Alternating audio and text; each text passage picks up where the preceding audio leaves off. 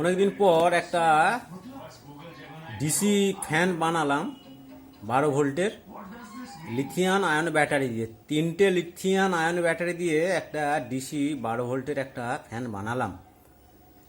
এটা ব্যাকআপ দেবে 2 ঘন্টা।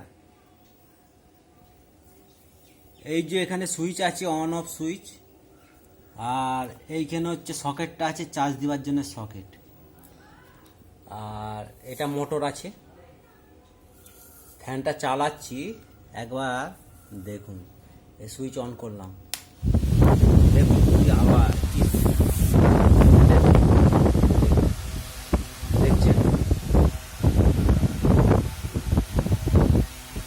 2 ঘন্টা ব্যাকআপ দেবে এটা একদম। গরমকালে কারেন্ট চলে গেলে এটা দিব্যি মোটামুটি 2 ঘন্টা চলবে। এটা যদি অফ করে দিচ্ছি,